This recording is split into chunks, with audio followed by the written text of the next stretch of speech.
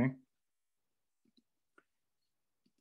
E vamos pôr aqui os acetatos, os slides, ok? Vêem bem os slides ou não? Estão a ver os slides? Ok. Bom, então, vamos então começar a aula. Por isso, esta é a versão B da cadeira de Informática para as Ciências e Engenharias, por isso vocês são todos biólogos ou engenheiros químicos e bioquímicos, não é? Por isso tem potência para as bios. A cadeira não é muito diferente das outras, mas de qualquer maneira, eventualmente terem alguns exemplos, algumas aplicações que estarão mais vocacionadas para a parte da biologia ou da bioquímica, não é? Por isso, como eu vos disse, então, esta cadeira é uma variante de outras similares, fundamentalmente para vocês, e que, onde vamos introduzir os conceitos básicos da arquitetura de um computador. Vocês todos trabalham com computadores, laptops, iPhones, etc. Mas a ideia é que vamos, enfim, dar uma visão um pouco mais interna do que é que, dos componentes de um computador, que vocês usam praticamente sem se preocuparem com o assunto, tal como guiamos um carro e não sabemos o que é que o motor, nós iremos de alguma forma dar um pouco essa ideia do que é que está dentro do carro que vocês guiam sem prestar atenção aos componentes, não é? E por isso vamos fundamentalmente trabalhar com programação, ok? E programação numa linguagem que é a linguagem que está a ser mais ou menos adotada, nomeadamente nas áreas de biologia e da química, que é o Python, ok? E vamos resolver problemas simples dessas áreas. Depois, vamos também apresentar uma introdução às bases de dados. Vocês todos vão trabalhar com bases de dados na vossa vida profissional e futura, e por conseguinte vamos dar uma pequena ideia do que é que são as bases de dados relacionais, e também aquilo que vocês usam todos os dias, que é as redes de computadores, em particular a www, por isso a World Wide Web. Já agora, esta parte das redes de computadores, a informação não vai ser avaliada propriamente dita, mas vocês ficarão, daremos essas noções. Em relação às bases de dados, vamos fazer algumas questões mesmo na parte da avaliação. Por isso, a informação geral sobre a cadeira. Os docentes, vou aqui apresentar quais são os docentes, objetivos, tópicos, funcionamento e o trabalho dos alunos, por isso vou-vos indicar o que é suposto que vocês vão fazer. Quais são os métodos de avaliação que vamos usar na cadeira, qual é a bibliografia, por isso, elementos de estudo, além destes slides. E em relação aos docentes, eu vou dar, o meu nome é Pedro Barona, não me apresentei, sou do Departamento de Informática, e vou dar as teóricas agora a esta hora, às 9, as teórico-práticas que são dadas às 2h30, hoje à tarde, não é? E as práticas remotas, ou seja, as práticas que são dadas na sexta-feira. Okay? Há 3 turnos na sexta-feira, com grupos grandes.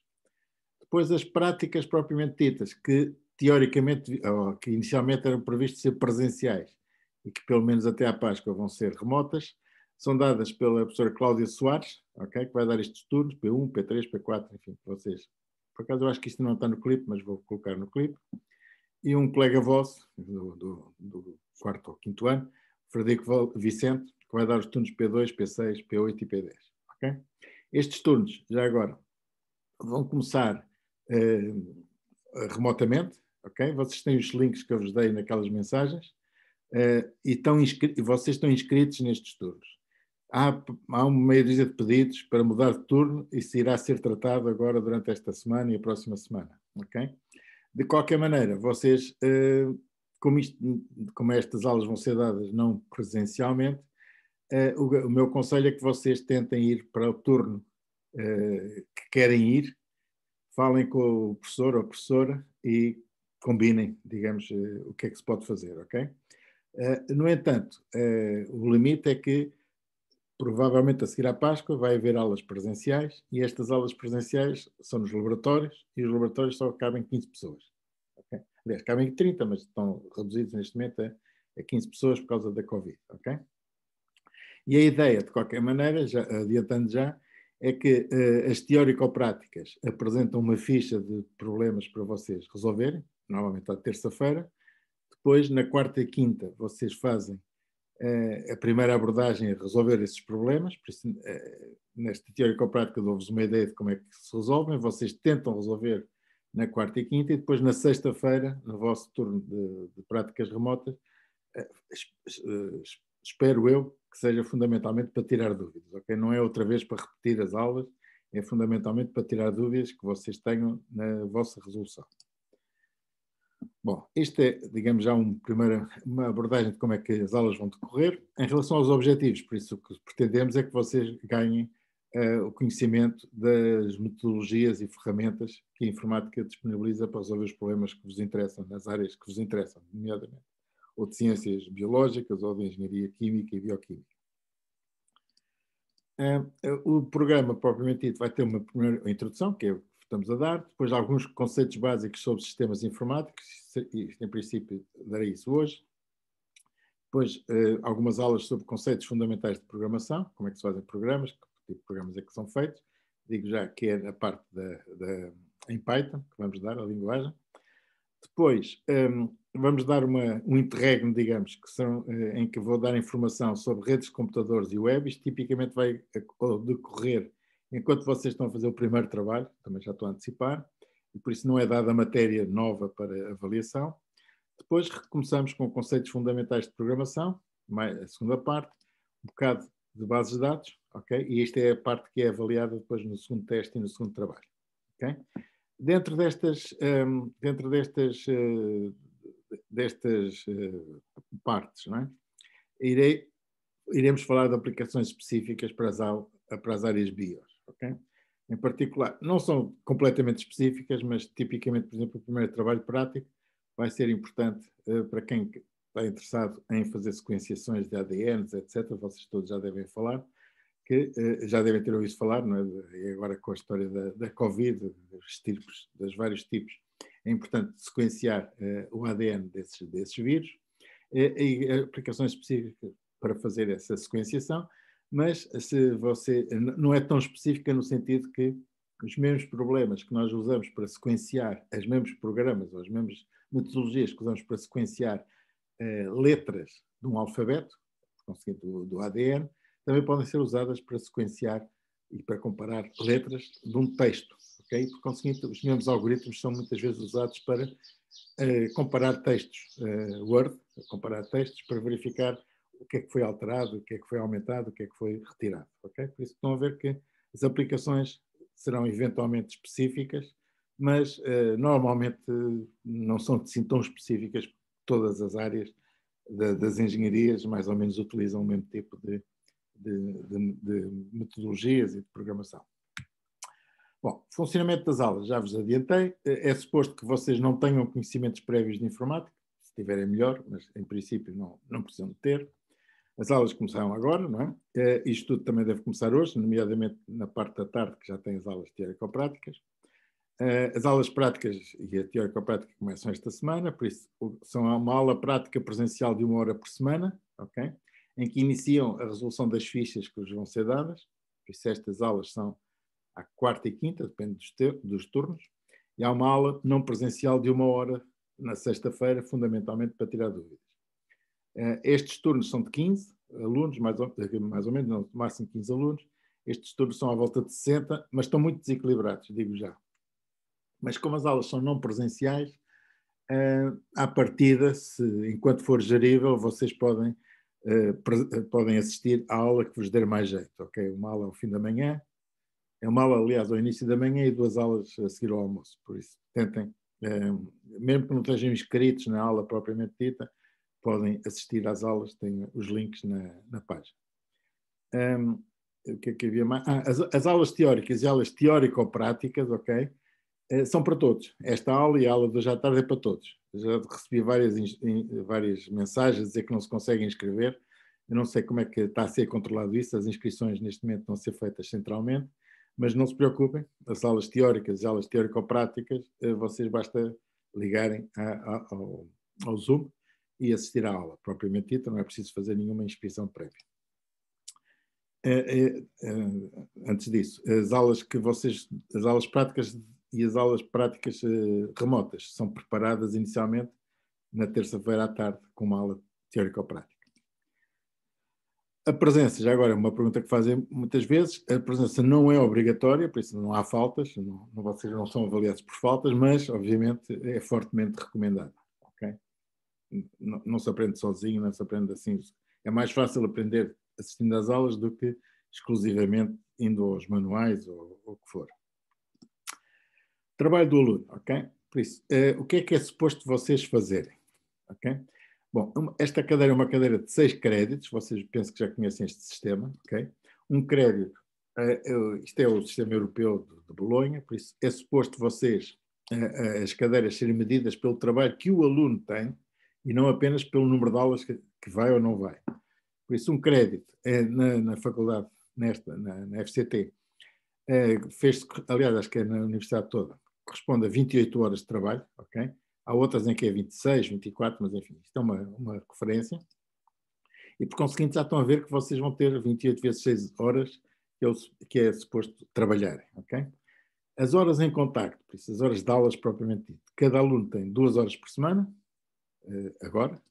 Tem uma aula teórica ou prática à tarde, mais 1 hora por semana. Tem uma aula e tem 2 horas de aula prática. Uma presencial e outra não presencial.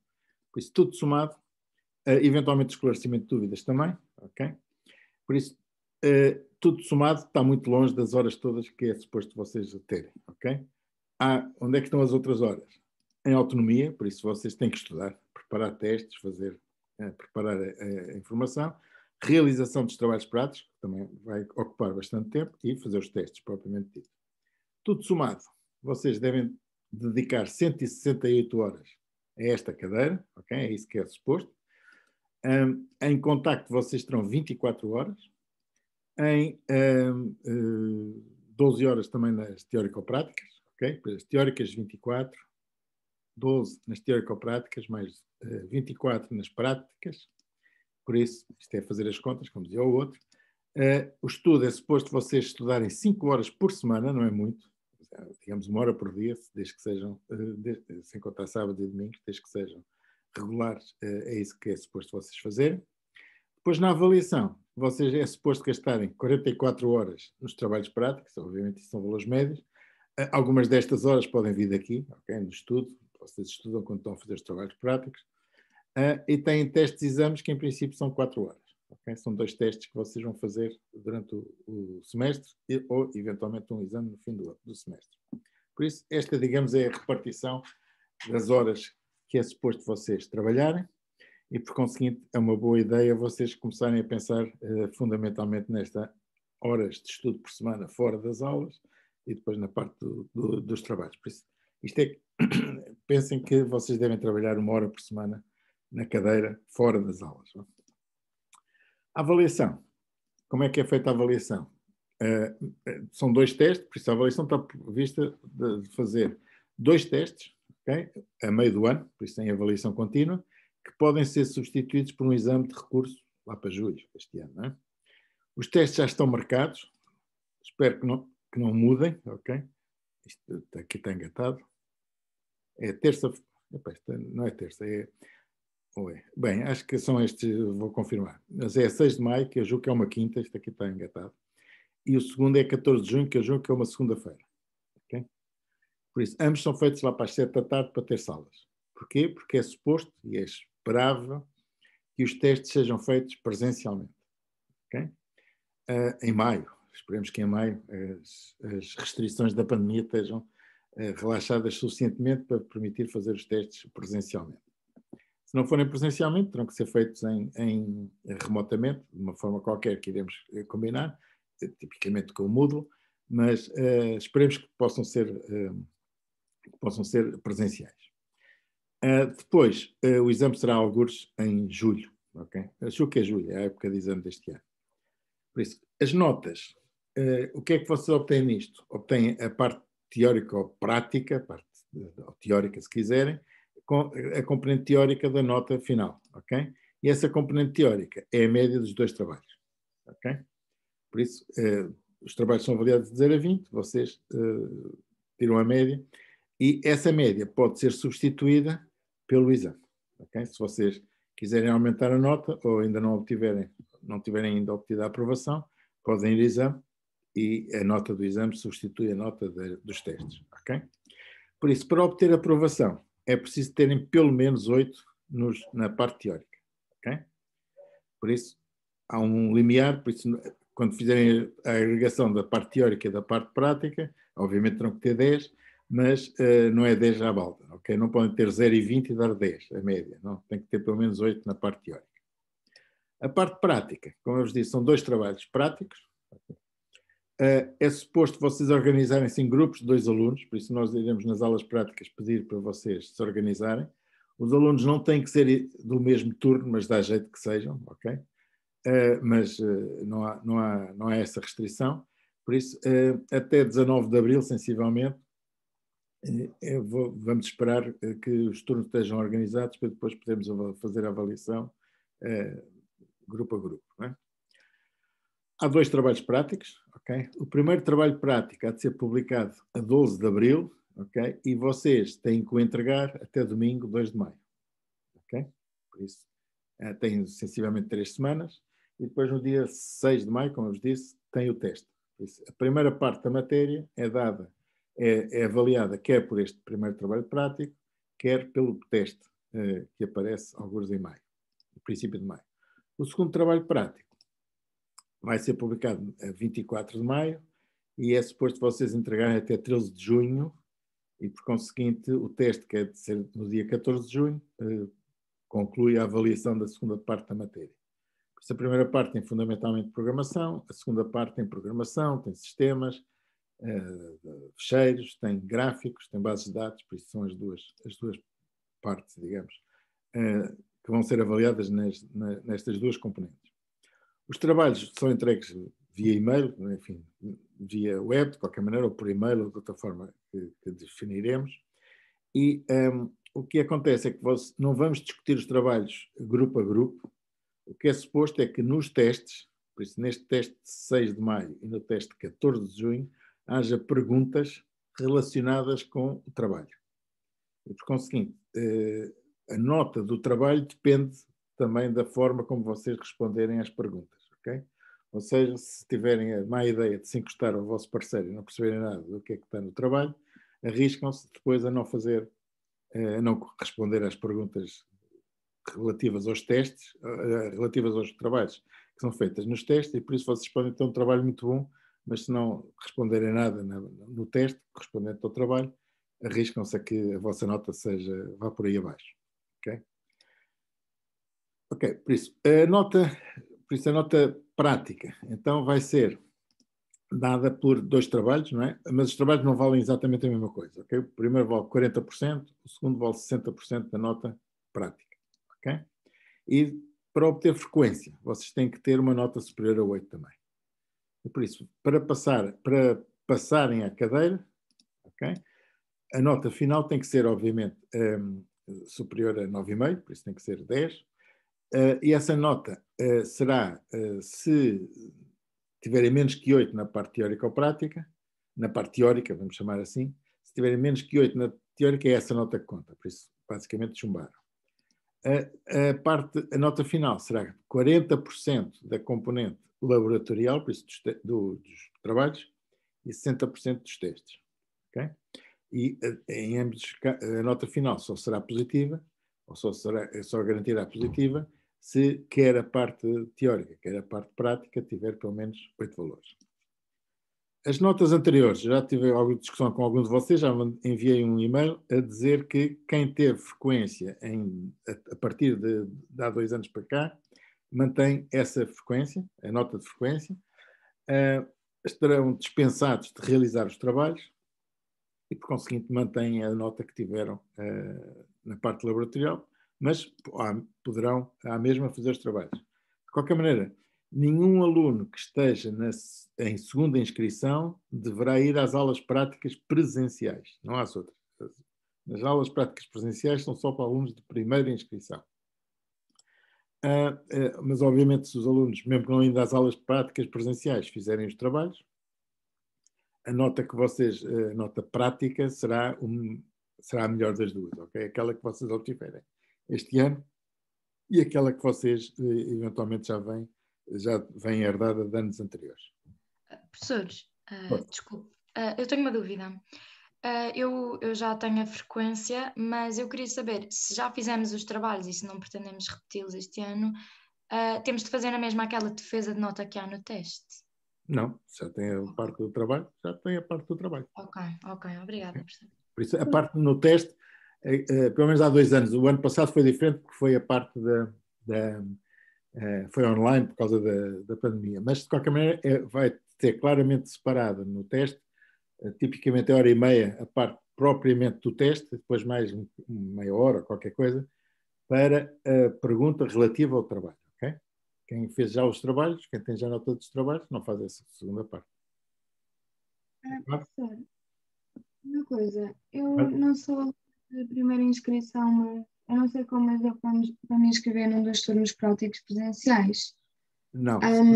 Se não é de primeira inscrição, à partida não se inscreve, aliás, não é inscrita centralmente nos turnos presenciais, mas pode ir aos turnos, mas pode e deve ir aos turnos de sexta-feira, não é? Por isso tem a ficha, já vou mostrar as fichas, tem as fichas para fazer e tirar as dúvidas só na sexta-feira, ok?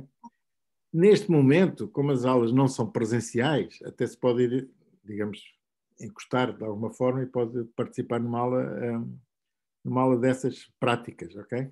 Pseudo-presenciais. Eu só estou a dizer isto porque deu para me inscrever e eu não sabia que era só para aqueles de primeira inscrição. Você não se tem que inscrever, em princípio não se deveria inscrever, quem deve inscrever é centralmente. Nós agora iremos, digamos, fazer arranjos de pessoas que vocês pediram para mudar de turnos, mas em princípio estas inscrições deviam ter sido feitas centralmente, ok? Uhum. Mas eu sei que vocês no sábado puderam inscrever-se e fizeram mais umas. Isso terá que ser gerido agora, ok? Mas enquanto não for presencial, posso assistir. A regra é, enquanto não forem presencial, falam com o professor da cadeira do turno e dizem, Cláudio, ou Frederico, eu não estou inscrito, mas já agora gostava de participar, ok? Uhum. Quando for presencial, aí está limitado pela capacidade da sala, não é? Do laboratório, que são de 15 pessoas. Se por acaso só tiverem 14 e tiverem uma mesa livre, até se calhar até podem entrar, mas isso já começa a ser coisa completamente ad hoc, não é? Pode ser que dê, pode ser que não dê, mas não há garantias nenhumas em relação a isso. Ok? Bom, espero que tenha sido claro. Se alguém tiver mais alguma dúvida, pode falar ou então seguimos em frente. Setor, Força. eu queria só perguntar se vai disponibilizar o vídeo das aulas práticas. Já vou mostrar isso, já vou mostrar essas coisas. Ok. Bom, professor, diga. quem já fez os trabalhos vai ficar com essa nota ou só vai contar os testes? Quem já fez os trabalhos... Quem está a repetir? Só tem a parte dos trabalhos, os testes não... Qual é o seu caso? Diga-me lá. Fez testes e não... Testes não são mantidos, ok? Não é isso. É que eu estou a repetir e eu já tenho nota de trabalhos do ano passado. Mas não conta para a nota? Para estes 40%? Não, a nota que tinha é a nota que obteve é a nota que entra para os 40%, ok? Ok. A nota que obteve o ano passado, não é? Que diz que fez o ano passado. Mas pode melhorar se quiser, ok? Ok. Pode fazer os trabalhos, você está dispensada de realizar os trabalhos, mas pode fazê-los à mesma. Okay? E se fizer este ano e tiver 20, é 20 que tem, ok? Nesta parte, ok? Se tiver 10, quase certeza que não quer e mantém a nota anterior. Ok? Bom, bibliografia.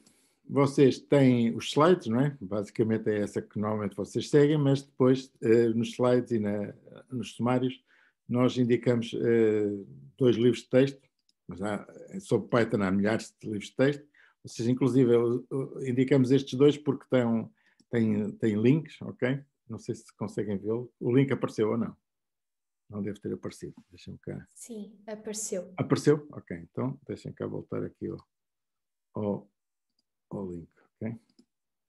Por isso tem esses links que podem usar depois para fazer, tem estes livros que podem usar online para tirar dúvidas um pouco mais avançadas. Agora não sei o que é que vai acontecer aqui. Passaram a ver os slides ou não? Agora não estou a ver, então. Vamos mexer. Não. Não, estamos a ver os slides. Estão a ver os slides? Não.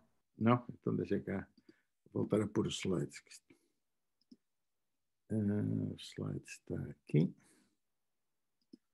Ok, tem que ter cuidado. Agora estão a ver. Estão a vê-los agora ou não? Sim. Okay. Sim, sim. Tem que ter cuidado com esta coisa do Zoom, às vezes não funciona muito bem. De qualquer maneira, tem um livro em português, se quiserem, do Ernesto Costa, de Coimbra. Enfim, para quem não quiser ler inglês, mas também quem não quiser ler inglês também não tem grande futuro em engenharia, digo, em ciências em geral. A maior parte, aliás, já devem ter essa experiência, não é? A parte daqueles manuais iniciais de matemática e eventualmente física, os livros a partir do 3º, 4º ano é quase tudo em inglês, não é? Mas pronto, isso de qualquer maneira tem um manual, um livro de texto em português, se quiserem utilizar. Software. O que é que vocês vão usar? Um sistema de distribuição do Python, que é o chamado Anaconda, que tem várias digamos, plataformas. Em particular, vamos usar a plataforma Spider, okay? Que é um Integrated Development Environment, por isso um ambiente de desenvolvimento, que incorpora não só a linguagem propriamente dita, como uma consola. Okay? E por isso vocês podem, apenas com o Spider, trabalhar, digamos, os problemas, ou resolver os problemas desenvolver os programas que são necessários.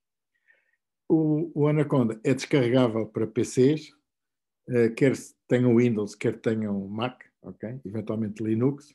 Penso que vocês todos, 90% pelo menos, deve ter Windows, mas haverá alguns Macs, ok? Já vos vou dar aqui uma breve resenha de como é que isto se faz. A ideia, aliás, posso fazer desde já. A ideia é vocês entrarem no Anaconda, ok? Com este link, podem usar este link que aqui está. Os slides vão estar disponíveis, ok? Aliás, até acho que já estão disponíveis. Mas vocês entrando neste link, espero que continuam a ver ou não? Ok? Só têm que fazer, depois, se tiverem o Windows, julgo que terão o Windows 64 bits, descarregam a partir daqui. Se tiverem o Mac, descarregam a partir daqui. Ok? Não usem o command line, usem o gráfico, que é o que interessa. Professor, nós estamos a ver o slide. Bem, mas quando eu vou fazer aqui mudar o share, então. Quando vocês fizerem aquilo que eu carregarem naquele link, ou usarem aquele link, vocês entrarão nesta página, que é a que estão a ver agora, é isso? Ok? Sim. São os instaladores da Anaconda, ok? Ou para o Windows, ou para o Mac. Ou para o Linux, se vocês tiverem Linux. Ok? Bem, esta história do share, temos que mudar aqui, andar sempre a mudar, mas também se resolve.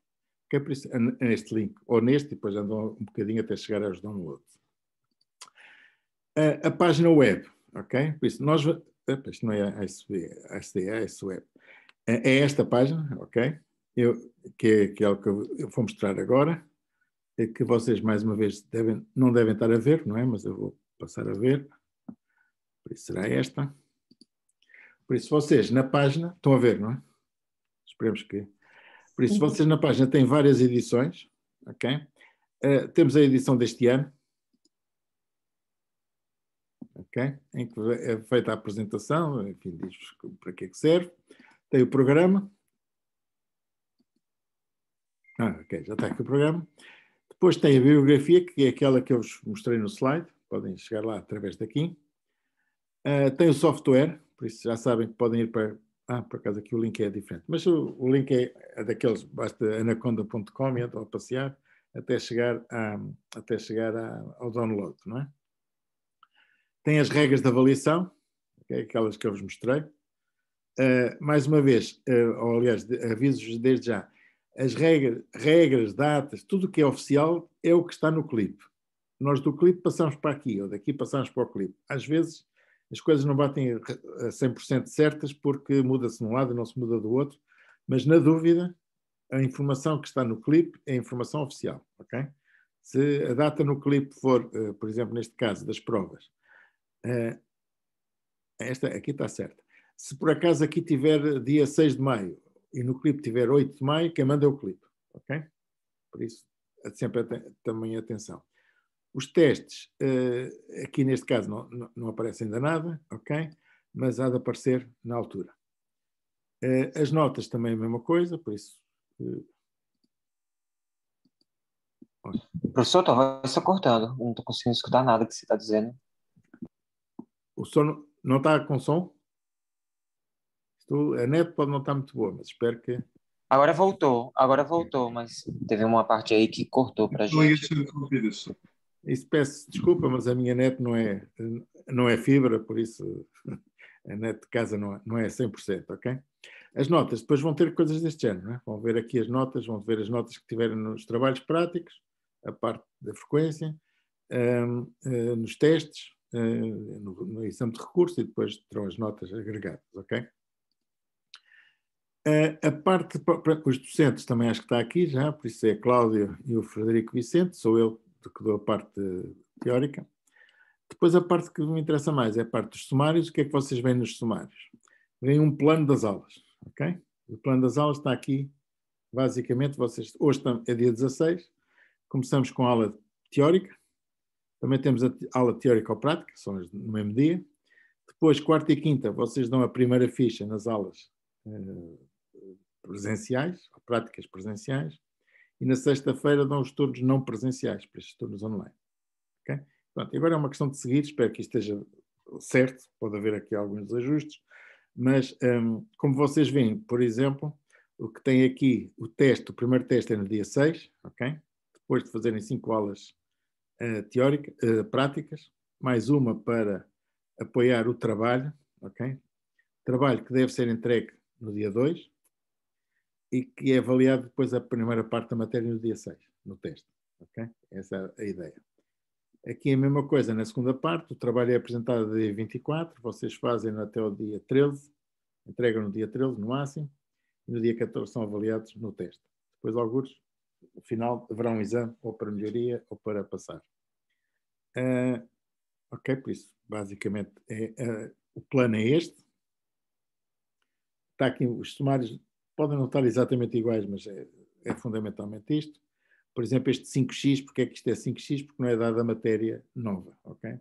É feita aquilo que eu vos falei, introdução às redes, a matéria nova para avaliação. É feita a introdução às redes e à internet, é esse o plano, e o trabalho prático que é apresentado antes, discutimos um pouco o que é que vocês é suposto fazerem no trabalho prático, ok? Não há matéria nova nem aqui, nem aqui. No 10x também é revisões e apoio ao trabalho.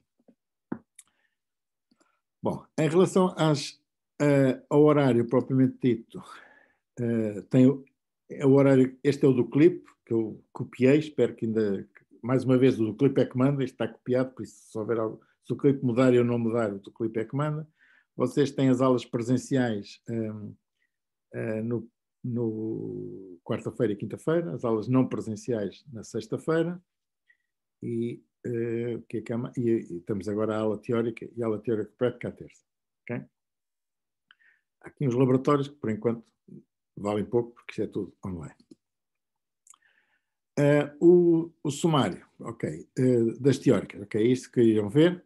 Nas teóricas, vocês têm aqui o plano das teóricas, podem ir por aqui para a 10ª aula, enfim, começamos no princípio, e o que vocês vão ver aqui é não só a leitura recomendada, por isso dentro daqueles livros de bibliografia que vos falei, quais são os capítulos que são mais relevantes para a parte que for dada. Vão ter os slides da aula, ok? Neste momento já têm os slides da aula, da primeira aula, e vão ter o vídeo da aula, que eu colocarei aqui um link quando acabarmos a aula, será um vídeo para o YouTube, ok? E por isso tem isto em geral. Nas próximas aulas, depois terão, além dos vídeos e dos slides, poderão ter programas que aparecem nos slides ou programas que aparecem nas aulas, ok? Que eu resolvo nas aulas. Por isso vão ter essa informação toda disponível aqui na página da cadeira. Nas aulas teórico-práticas, que têm, neste caso, o mesmo dia, porque é sempre às terças, o que é suposto é vocês terem uma ficha para resolver. Esta é a ficha do primeiro que iremos apresentar esta tarde. Enfim, é feita uma pequena discussão de como é que isto é feito. Aliás, digo-vos já, para adiantar, tentem, antes das 2h30, instalar o Anaconda e o Spider, ok? Para depois podermos avançar, porque o primeiro exercício é começar com ele, ok? Por isso, se vocês tiverem isto avançado, depois podemos avançar para os exercícios propriamente ditos. E por isso, mais uma vez, o que haverá são fichas para resolver, é aquela que eu vos mostrei, e depois também gravo as aulas teórico-práticas, as outras depois já não gravo, ok?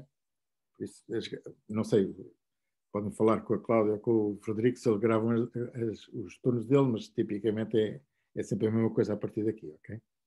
Por isso, as gravações vão ser das aulas teóricas e das aulas teórico-práticas que introduzem as fichas. E acho que, em termos de apresentação, por isso já sabem qual é o link da cadeira, está no clipe, na informação adicional qual é o link, mas é AICB, não sei se conseguem ver ou não, mas será qualquer coisa do género, AICB, SSDI, estão a ver isto ou não? AICB, SSDI, DI, FCT, UNL, PT. Ok? Bom, eu acho que, do ponto de vista da apresentação da página, está apresentada. Bom, vou mudar outra vez para os slides. Por isso, a página é esta, ok? Estão a ver os slides, então? Sim. Ok, por isso, o que é que vamos dar hoje, então? Agora, uma vez feita a apresentação da cadeira, não sei se vocês têm alguma dúvida que queiram fazer, mas se não tiverem, ou fazem quando quiserem, podem interromper sempre, ok? Teoricamente há aquela coisa da mãozinha, não sei se vocês estão habituados a isto, mas consenti muito, eu não vejo mãozinha nenhuma, por isso falem mesmo por cima, que interrompam mesmo como se estivessem na aula, ok? Por isso vamos dar uma ideia do que é um sistema computacional, por isso quais são os componentes do computador, do sistema, não é só o computador, como é que se executam programas, e vamos hoje começar rapidamente, ou muito brevemente, com o Python, que depois hoje à tarde iremos ver com mais detalhe, não é? Por isso veremos a primeira parte do Python, que é só, digamos, o Python como máquina de calcular, se quiserem. Bom, do ponto de vista, então agora da matéria, agora começando na matéria, a informática propriamente é o ramo da ciência e da engenharia que estuda o processamento automático de informação. A informação não é apenas fazer contas, normalmente associa-se, antigamente pelo menos, associava-se computadores a fazer contas, a fazer cálculos. Neste momento a informação é muito mais do que isso. Tem gráficos, tem texto, tem todo esse conjunto de meios que são estudados, cujo tratamento é estudado na informática.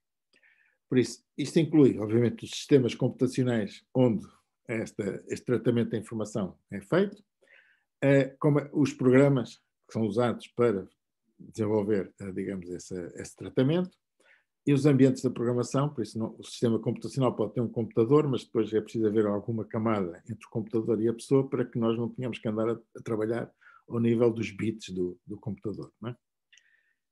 Bom, isto aqui é publicidade, ok? Por isso é usada para resolver problemas, ok? Nomeadamente nas ciências, e os computadores propriamente ditos são usados não só para executar os programas, mas também para os desenvolver, ok? Por isso o sistema integrado de desenvolvimento, como aquele que vocês vão ter no Spider, permite desenvolver os programas e depois verificar como é que eles são executados. Por isso o hardware propriamente dito, por isso, a máquina, é um conjunto de dispositivos eletrónicos, ok? Que inclui não só a máquina, mas impressoras, ecrãs, etc. E sobre essas máquinas, digamos, é executado o software, por isso o conjunto de programas que são executados no hardware. Okay? Por isso, o software, existe software de sistema, que controla a execução das aplicações, por isso vocês podem ter um ASUS, ou podem ter um Mac, ou podem ter o que quiserem, em termos de hardware, mas depois o software de sistema permite-vos, em última análise, dizer, ok, eu estou a trabalhar com Windows. Bem, o Mac não é com Windows, mas podem ter um HP, ou podem ter um ASUS, como eu vos disse, ou um Samsung, ou o que for, mas depois com o Windows, vocês têm o software de sistema em que diz, qualquer que seja o computador, eu estou a trabalhar com Windows, ok? Ou, neste caso, com o Mac. Depois, há as aplicações propriamente ditas. Por isso, quem desenvolve um programa, desenvolve um programa para o Windows, não desenvolve um programa para o Samsung. nem desenvolve um programa para o Mac. Normalmente vocês têm sempre 2 programas, que é para o Windows e para o Mac. Ou se quiserem, no caso dos telemóveis, para o iOS ou para o Android. Okay? Normalmente são as plataformas que vocês, de sistema, quem escreve, no caso dos telemóveis, para quem escreve apps, não é? Escreve essas apps para o sistema operativo que está instalado. Okay? Por isso, a partir da altura em que há um sistema operativo, vocês não sabem se tem um Huawei, se tem no caso dos telemóveis, não sabem se tem um Huawei, não sabem se tem no caso do iOS, mais uma vez, é diferente, porque tem o iPhone. Aliás, ao contrário, no caso do iPhone é diferente, porque tem um sistema operativo iOS, mas depois tudo o que seja, basicamente é o iOS para os iPhones e o Android para todos os outros, não é? E as aplicações ocorrem no Android, ocorrem no iOS. Nunca ninguém diz, esta aplicação só ocorre no Samsung. Não, a aplicação corre no Android. Depois, além dos programas propriamente ditos, existe uma bateria de dados que normalmente são usados pelos programas, ok? E esses dados, vocês poderão estar a ouvir mal agora, estou aqui a receber uma mensagem, espero que consigam ouvir. Os dados são aquela informação que é lida ou escrita por uma aplicação. Pode estar num fecheiro, pode estar alguns na net, pode estar na nuvem, pode estar onde for, mas tipicamente vocês vão buscar essa informação, trabalham e eventualmente até colocam os resultados que obtiverem, também mais uma vez, ou num fecheiro, ou na nuvem, onde for. E que podem servir para dados para as próximas aplicações. Bom, o que é o hardware? Provavelmente vocês já saberão, mas de qualquer maneira é aqui um ligeiro refrescamento. Por isso, tudo o que vocês fazem em computadores digitais é baseado em bits. Okay? O que vocês fazem, ou que é feito, é manipular bits. Okay? Trabalhar em zeros e uns. Obviamente nós não raciocinamos neste termo, por isso tem que haver uma tradução para o nível do bit, mas tudo o que é feito basicamente é brincar, trabalhar com bits, transformá-los em zeros e uns. Já agora, normalmente bit é uma unidade muito pequena e trabalha-se com 8 bits, chamado byte. Normalmente é isso que vocês medem, por exemplo, os megabytes por segundo na velocidade de transferência, os gigabytes, e depois os múltiplos para capacidade de memória, etc. Normalmente é medida em bytes e não em bits. Toda a informação é codificada em sequências de bits. Okay? Por isso, os programas, se vocês tivessem uma lupa e olhassem para dentro de um computador a ver o que é que o programa era, o vosso programa era um conjunto de bits. Okay? E cada bit, cada palavra, neste caso já não são bytes, normalmente são palavras de 64 bits, quando os programas são de 64, não é? E quando o sistema é de 64 bits, há palavras de 64 bits que correspondem a instruções. Em instrução, o programa vai executando as palavras, ou vai interpretando aqueles bits de palavras como instruções.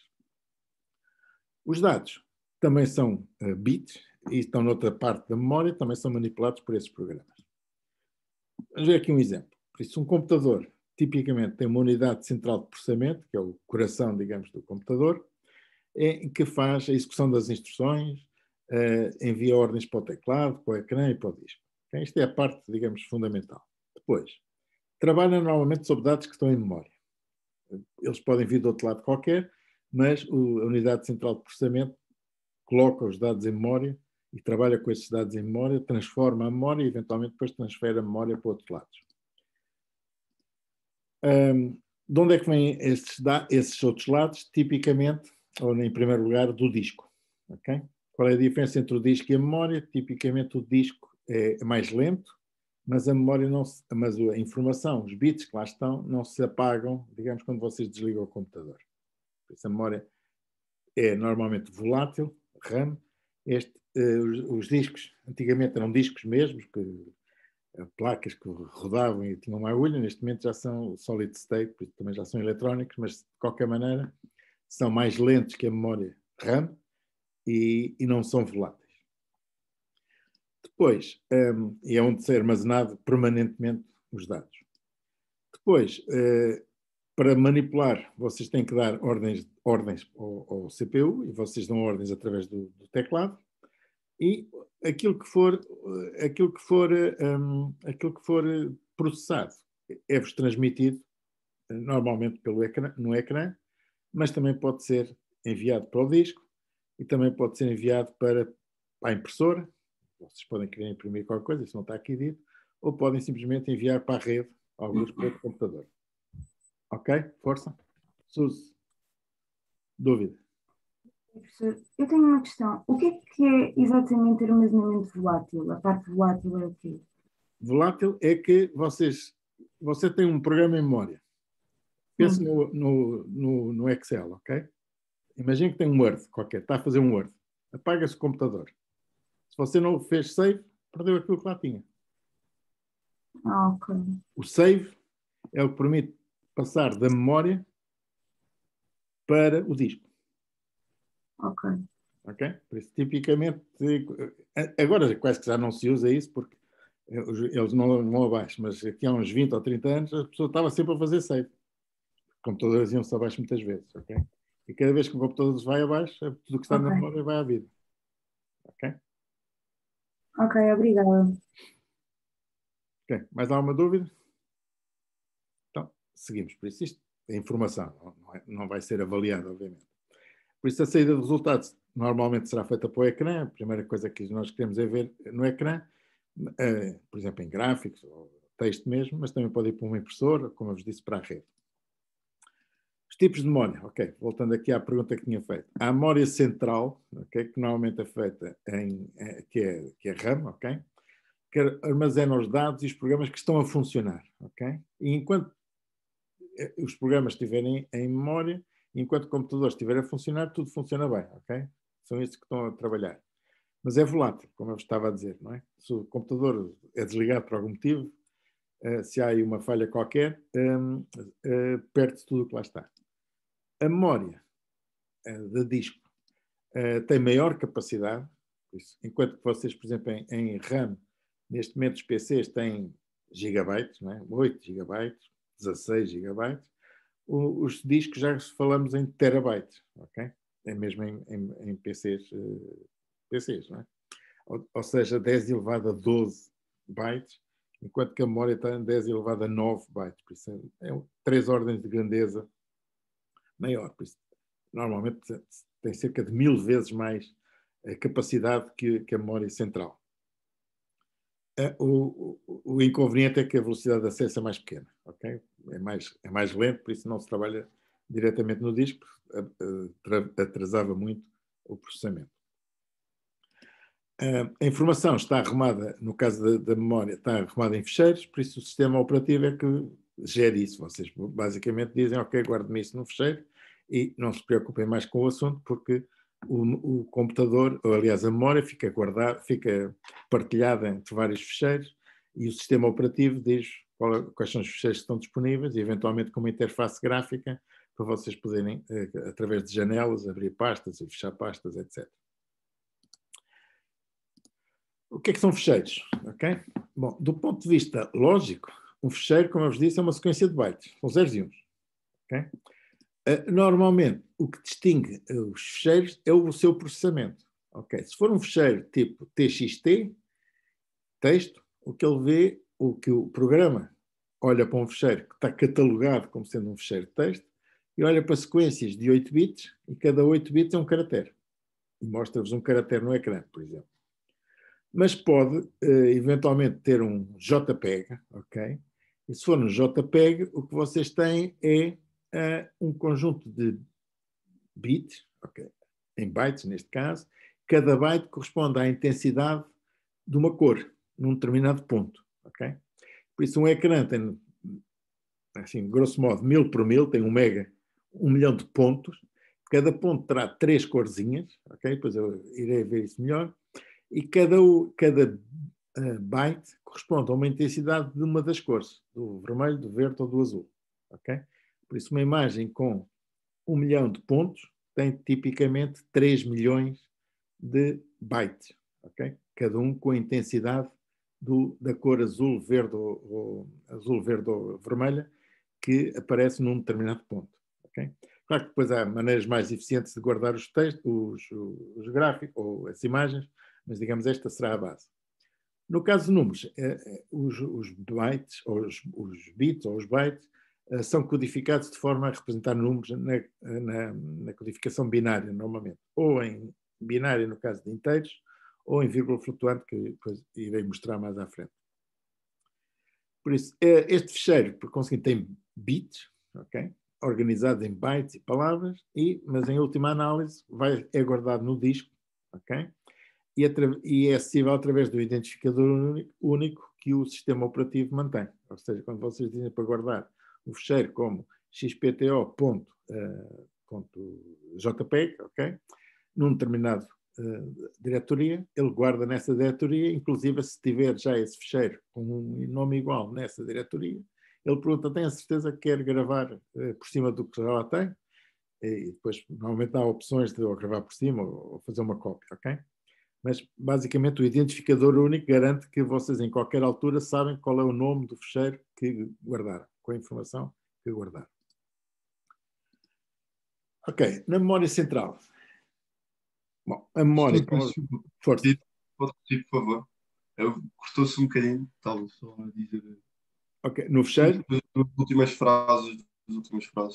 Ok, no ficheiro o que vocês têm é quando vocês gravam um ficheiro, ok? Pedem para gravar um ficheiro ou para ler um ficheiro, tem que ter a certeza que o computador sabe exatamente qual é o ficheiro que vocês querem ler. Ok? E por isso cada ficheiro tem um nome único. Um identificador único. Esse identificador único corresponde não só ao nome dele, mas à diretoria onde ele está. Okay? E por isso, se vocês tentarem gravar um ficheiro com o mesmo nome de outro que já lá esteja, normalmente é feita a pergunta, tem a certeza que quer escrever por cima e apagar o outro, ou quer fazer uma cópia, ficar com 2 cópias do ficheiro. Okay? Isto para garantir que não há dúvidas sobre qual é o ficheiro que vão trabalhar, ou que vão guardar, ou que vão ler. É claro? Estão a ouvir ou não? Sim. Okay. Sim. Ok. Bom, a memória propriamente dita trabalha onde se guardam os bits quando estão programas em funcionamento. Okay? Como é que isto funciona? Cada posição de memória, a memória tem bit, neste caso eu vou considerar como uma posição de memória, tem 8 bits, são 8 bytes, são 1 byte. Na realidade, as posições de memória modernamente têm 64 bits, são um bocado mais do que isto, mas para perceber o conceito isto chega. E por conseguinte, cada posição de memória é como se fosse uma caixa de correio que tem um endereço, okay? E tem um conteúdo. Por isso, neste caso, eu também vou pôr aqui endereços em números pequenos. Este será a posição de memória 101, 102, 103, 104, etc. A posição de memória 101 tem este conjunto de bits no seu interior, ok? Isto é a mesma coisa que vocês irem a uma caixa de correio e ver o que é que lá está. Por isso, o endereço permite identificar sem ambiguidade cada posição de memória. Ou seja, quando eu disser o endereço 104, é esta e não outra qualquer. Por isso, todo o computador, a parte de memória, está bem organizada desta forma. O que é que se faz com esta memória? Okay? Bom, quer as instruções, quer os dados são guardados nesta memória central. Okay? De uma forma normalmente sequencial. E por isso o CPU o que vê é ver a memória, okay? Vê as posições de memória com os bits que lá estiverem. Depois, o que é que o CPU mantém? Mantém um program counter que diz assim, a instrução que eu estou a executar é a instrução que está na posição 104. Okay? E na 104 há de estar aqui uma instrução qualquer com um significado qualquer. Enfim, são códigos de instruções. Depois, existe vários registros internos que ele utiliza para fazer contas. Okay? E existe um instruction register que é cada vez que ele está numa determinada posição, ele vai executar a instrução que está na posição 104 e a primeira coisa que ele faz é colocar esta instrução neste registro. Okay? Isto vai funcionar mais ou menos da seguinte maneira. Primeiro, imagina que esta instrução que está na posição 104 diz que eu quero somar o que está na posição 101 com o que está com o que está na posição 100 e o que está na posição 101 e quer obter a soma e colocá-la na posição 102. Não interessa o que é que ela tem. Depois da instrução ser executada, o 102 deverá ser a soma destes dois. Ok? Bom, então, como é que ele faz? Primeiro, lê uma instrução. Ele sabe que está na instrução 104 e a primeira coisa que faz é dê-me o valor da instrução 104. E o sistema dá o valor da instrução 104 e coloca aqui a instrução 104. E agora o sistema, o CPU, vai perceber o que é que esta instrução 104 faz. Ou quer fazer. Quer fazer o que está, somar o que está na 100 com a 101 e colocar na 102. Por isso, dá ordens pela eletrónica para fazer assim. Então, o que é que ele vai fazer? Primeiro, leia o que está na posição 100. Ok? Por isso diz, dê-me o que está na posição 100 e coloque o que está na posição 100 neste registro A. Ok? Depois a instrução diz, mas eu preciso também do 101. Então, a ordem que vem a seguir é, dê-me o que está na 101 e coloque no registro B. Depois, eu quero fazer a soma. Bom, a soma, eu pego nestes dois registros e somo. Ok? Isto é a soma binária, depois iremos ver como é que é, mas faz a soma. Finalmente, como ele quer colocar o valor da soma na posição 102, o que ele diz é que, ok, posição 102, fica alerta que vai receber este valor. Ok? E por isso, o que o computador faz internamente, apesar de vocês pensarem que ele faz imensa coisa com gráficos, etc., o que ele faz fundamentalmente são coisas destas. Ok? Todas as operações mais complicadas que vocês possam imaginar, em última análise, resumem-se em operações deste género. Ok? E por isso, a arte, digamos, quando faz a programação, é como é que nós conseguimos escrever um programa que nós entendamos, num programa que o computador entenda. Essa é a parte, digamos, importante da informática, que é a parte da compilação ou da interpretação dos programas que nós escrevemos e que nós percebemos. Ok? Bom, eu tenho uma questão. Força. Será que pode passar ao slide anterior, por favor? Sim. Como é que a soma entre o A e o B dá o C? Bom, isto aqui é a soma binária. 1 e 1. Quanto é que é 1 e 1? 2. 2. 2 no sistema binário é 1, 0. Não é? 2 é 2. Ok. 1, 0. Ou seja, 1 e 1 dá 0 e vai 1. Tal como se faz na decimal, ok? 1 e 1 dá 0 e vai 1, quer dizer que o que vai 1 mais 0 mais 1 dá outra vez 0 e vai 1. Enfim, é esse tipo. Ok, já percebi.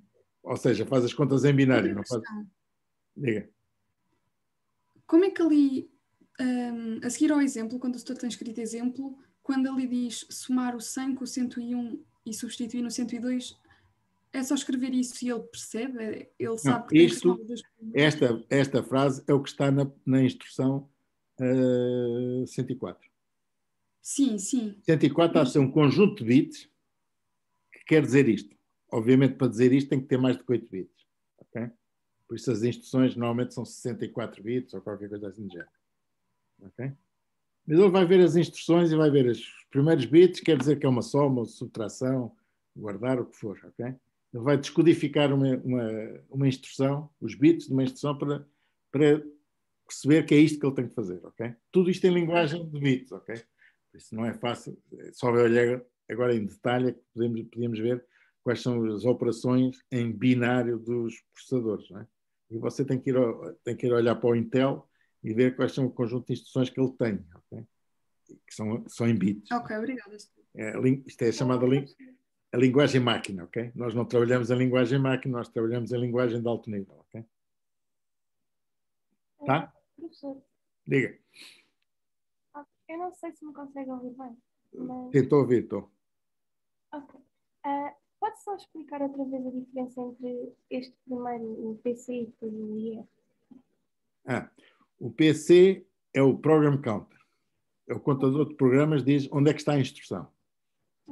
E a primeira coisa que ele faz para executar a instrução é vai à posição 104, à posição que está aqui, e coloca a instrução neste registro. Ele trabalha com instruções que estejam aqui.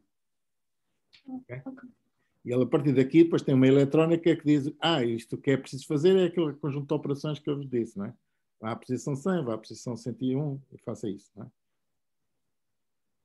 Ok? Por isso, há um contador que diz onde é que está o programa. Para que é que existe este contador? É que, normalmente, uma vez esta instrução estando executada, ele passa para a instrução seguinte. Ok? Por isso é que é o contador de instruções.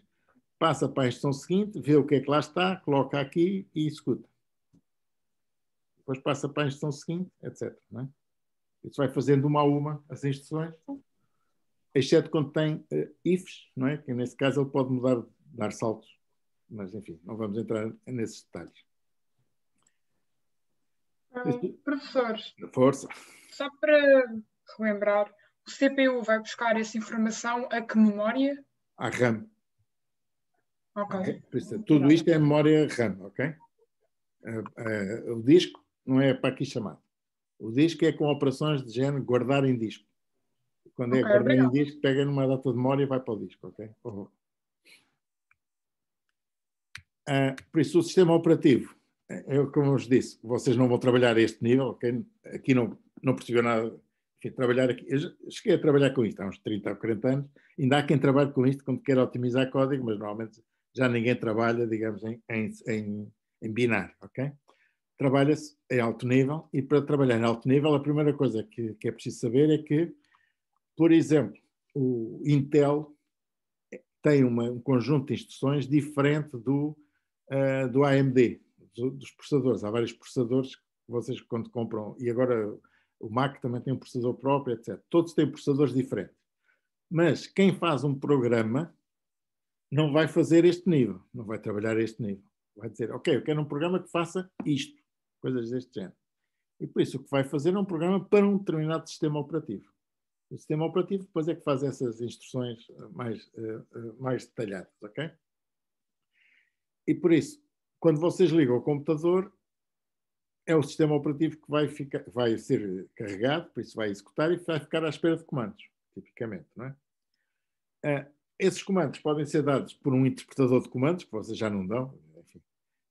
Basicamente é com a consola, com o terminal que podem dar comandos, mas normalmente os comandos que vocês dão são comandos com gráficos, ok?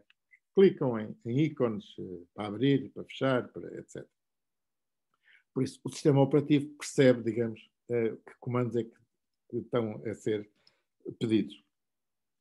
Quais são as funções essenciais? Primeiro, garantir que, se vocês pedirem para guardar no fecheiro, que ele sabe onde é que está o fecheiro, sabe, por isso supervisiona a utilização do disco pelos programas. Mas, em sistemas como os atuais, vocês podem ter vários programas a correr. Se têm vários programas a correr, podem ter o Excel, o Word, enfim, só para falar, o PowerPoint, só para falar dos mais simples. Quer dizer que a memória do computador está a ser partilhada por vários programas. E quem gera isso é o sistema operativo, que diz, ok, este bocado de memória é para o Excel, este bocado de memória é para o Word.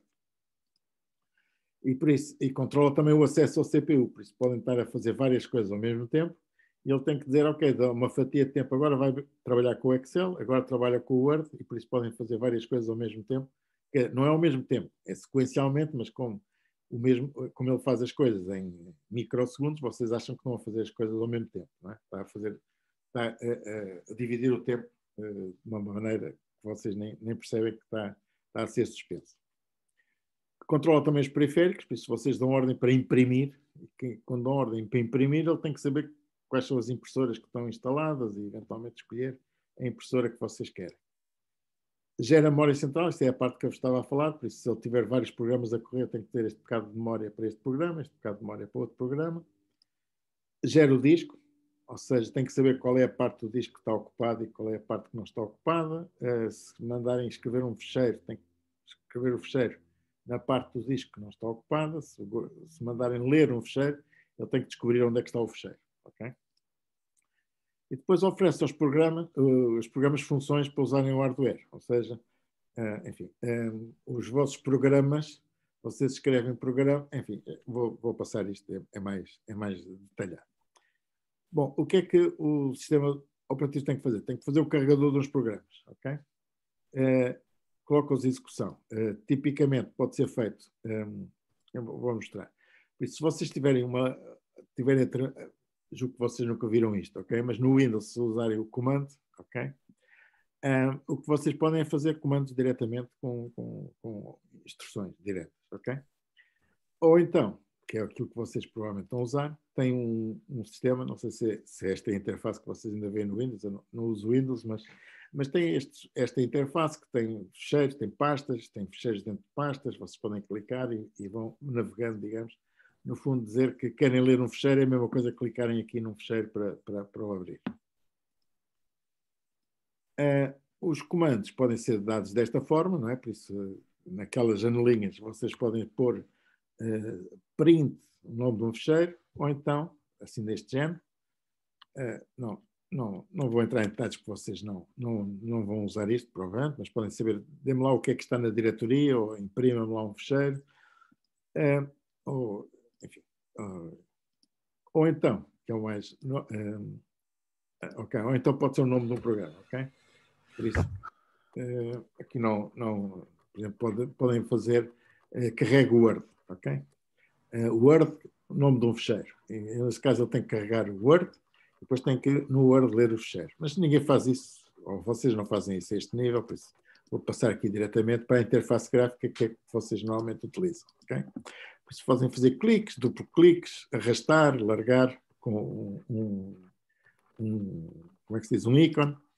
Copiam, colam, enfim, tudo isso pode ser feito com operações gráficas, que é aquelas que vocês estão a usar, que no fundo estão a dar comandos ao sistema operativo, eventualmente sem pensar muito no assunto. Ok, isso basicamente vocês já sabem, quando vocês clicam 2 vezes num programa, o programa é executado. Enfim, se vocês fizerem duplo clique num fecheiro, por exemplo, XLSX, vocês abrem o Excel primeiro, ou se for um DocX, abrem o Word primeiro, e depois é que leem o fecheiro. E passamos então para a parte da linguagem de programação, ok? Não sei se querem ter alguma dúvida até agora, ou se podemos passar para esta parte. Não. Interpreto o silêncio como não tem grandes dúvidas. Por isso, o que é que fazem com a linguagem de programação? Ou seja, quando querem programar, têm que programar uma linguagem de programação, basicamente. No caso do Python, o que vai acontecer é que vocês vão usar um interpretador da linguagem, ou seja, vocês não vão construir exes, dito na linguagem Windows, vocês não vão construir aplicações, também podem, mas na cadeira não vamos fazer. Vocês vão ter sempre um programa Py, e esse programa exige que haja um interpretador que esteja a executar o programa, ok? Neste momento, o que vamos fazer, ou nesta aula, o que vamos fazer é uma coisa muito simples, é trabalhar com o Python como se fosse uma máquina de calcular, ok?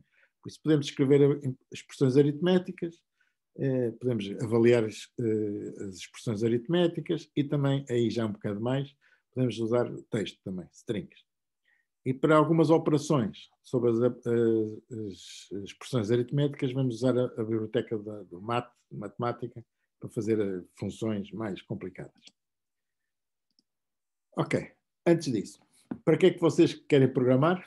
Okay, podem perguntar, já existem aplicações para tudo e mais alguma coisa, para que é que vocês querem programar? Bom, tipicamente há problemas que não têm ainda um programa específico para vocês, ou pelo menos vocês querem combinar programas diferentes para resolver aquele problema que vocês têm, que é diferente dos problemas que foram pensados inicialmente.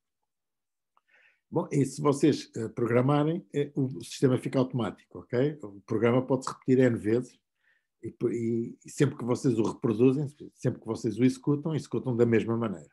E, por conseguinte, não é a mesma coisa que escrever 50 comandos e depois enganam-se no comando 35 e já não se lembram do que é que fizeram ou que não fizeram e o resultado já não vai ser o mesmo. E por outro lado é conveniente, basicamente vocês fazem, depois de programar, vocês fazem um clique e ele executa, não tem que andar a lembrar-se das instruções todas que era suposto fazerem, que é suposto o programa fazer. O Python permite fazer isto, ok? É uma linguagem simples, mas é generalista, tudo o que vocês fazem com qualquer linguagem podem fazer com o Python. Aliás, todas as linguagens mais ou menos tem estas características, são gerais. No Python em particular, e foi desenhada para ser interpretada, e aquela que é usada tem uma data de bibliotecas. Eu falei-vos da biblioteca MAT, que dá para fazer as funções aritméticas mais simples, mas depois tem funções para gráficos, tem funções para inteligência artificial, tem instruções para processamento de texto, enfim. Tem um conjunto de bibliotecas para fazer funções específicas que normalmente não são usadas, por isso não estão nativas. Não, quando vocês carregam o Python, essas funções não estão disponíveis, mas se vocês quiserem fazer uma rede neuronal, vocês têm que chamar uma biblioteca com as funções da rede neuronal, e nessa altura já podem usar essas redes neuronais para fazer reconhecimento de diagnósticos ou o que for. O que é um programa de alto nível? Por isso, é um conjunto de instruções escritas numa linguagem que vocês pretendam, ok? Que vocês entendam, por isso é de alto nível, e que devem ser executadas. A linguagem propriamente dita é a definição das expressões que podem escrever instruções. Ou seja, uma linguagem é como se fosse o português ou o inglês, e o programa é um texto, ok? Por isso vocês têm uma linguagem que diz quais são os textos que vocês podem escrever, e um programa será um texto que terá que ter uma certa sintaxe, tal como em português também existe sintaxe, não é? Também os verbos aparecem depois do sujeito, enfim, tem aquelas regras sintáticas, e depois também tem regras semânticas, ou seja, o que é que eles fazem, tal como em português. Okay? Só que é uma linguagem vocacionada para fazer programas, digamos, de computador e não para fazer, digamos, comunicação entre duas pessoas. Por isso, a linguagem propriamente dita não é executada diretamente pelo hardware, precisa de ser traduzida. Ou seja, cá está aquilo que eu vos disse, uma linguagem tem expressões que nós entendemos, mas que têm que ser traduzidas para aqueles zeros e uns, para aqueles bits, para que o computador saiba executar.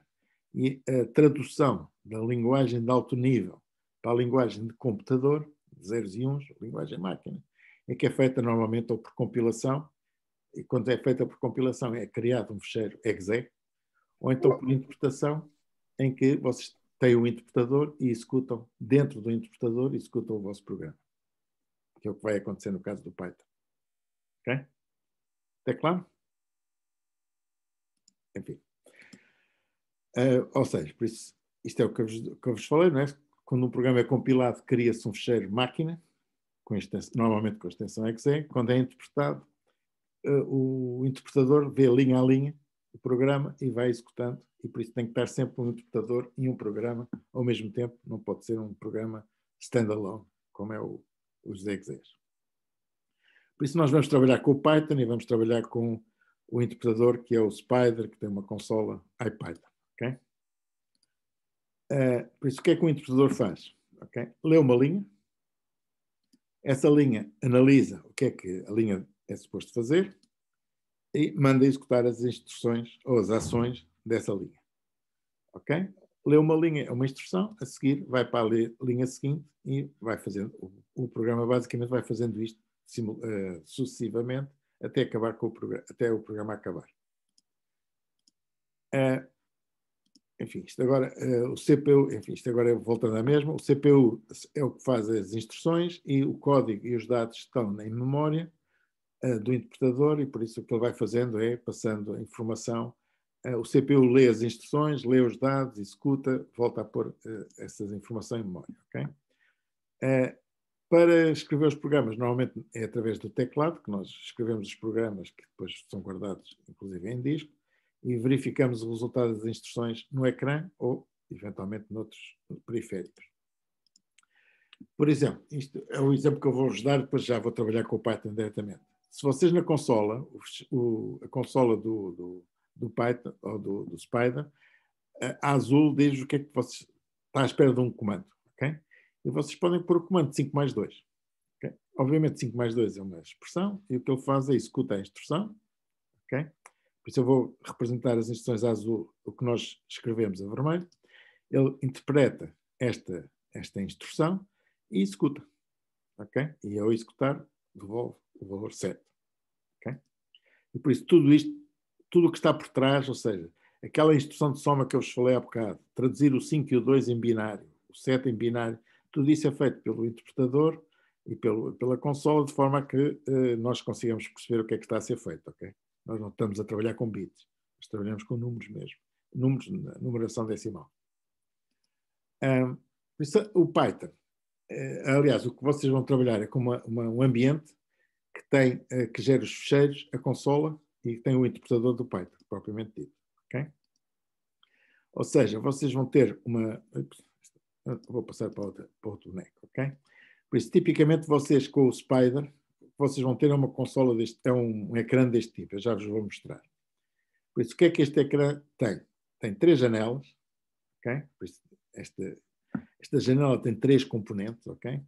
Tem do lado esquerdo, enfim, isto depois pode ser configurado, mas é assim normalmente que eu trabalho. Do lado esquerdo tem um editor em que vocês escrevem um programa. Escrevem os programas e depois vão testá-los, ok? Depois, como é que testam os programas? Através da consola. Nesta consola vocês dão comandos e alguns destes comandos, além de máquina de calcular, pode ser execute este programa. Finalmente, tem uma terceira parte que tem, digamos, é o sistema operativo que diz onde é que estão os ficheiros. Por isso mantém as diretorias para saber onde é que estão os ficheiros. Tinha aqui uma dúvida. Quem é que era? Daniela? Sim. Eu já instalei. Também é preciso instalar o Spider ou ele vem Não, o Spider vem com a Anaconda. Outra questão. A mim só me aparece uma página preta, não aparece 3 páginas. Depois temos que ver isso nas aulas teóricas ou práticas e nas práticas. Eu trabalho com o Marco. Já agora aproveito, desculpa. Diga. Sim? O Kite é preciso, professor. O quê? É preciso instalar o Kite também. Qual Kite? O Scientific. O Spider está lá. Não, para já não. Para já, sim. Para já é só o Python normal, ok? Depois há vários modos, coisas avançadas, mas para já... Aliás, na cadeira mesmo, acho que só vamos usar propriamente o MAT, que é para a matemática, depois a parte dos plots para os gráficos e pouco mais, ok? Eu dou-vos indicações de outras bibliotecas, mas vamos ficar pelo simples, ok? Ok, por isso a consola, como eu vos disse, podem fazer aquelas operações que eu estava a mostrar, ok? E podemos, antes de avançar, eu vou ver aqui os slides e depois passo para o Python, propriamente dito, para o Spider.